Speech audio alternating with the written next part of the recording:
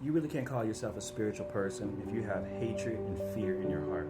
And when I'm talking about hatred and fear, I'm talking about what's going on in society right now, especially when it comes to Trump or Elon Musk or anything that's happening in the world right now.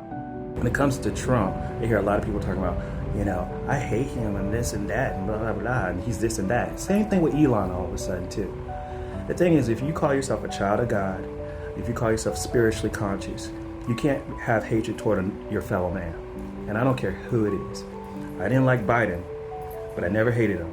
I didn't respect him, but I didn't hate him. I didn't like Kamala, but I never said I hated her. Okay?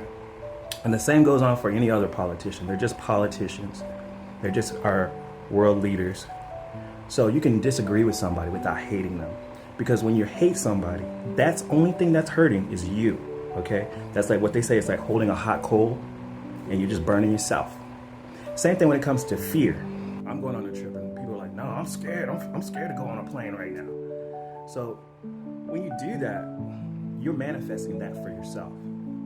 So we have to be in a spirit of love. And when we're not in a spirit of love, we're coming from a place of hate and fear. It's only going to manifest things in your life that are negative. So I just want to give you guys a warning, because if you're a spiritual conscious person and you have hate and fear in your heart, you're only hurting yourself and you're aligning yourself with the wrong timeline, okay?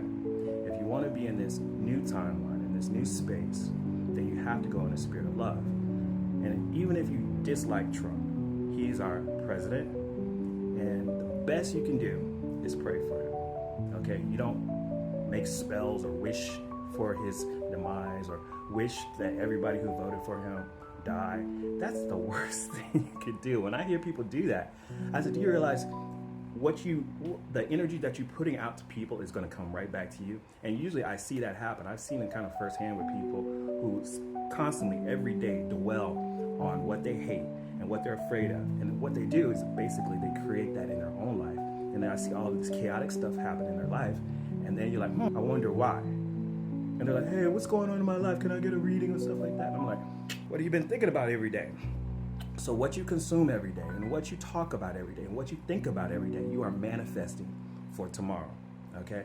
So be careful, be cautious of what you're watching on television, what you're listening to on the news, what type of music you're listening to, because that's creating spells. And then do the opposite, okay? Or stay on the positive side of things. All right, just want to give y'all a heads up. Make your reality happen, because if you don't do it, then who will?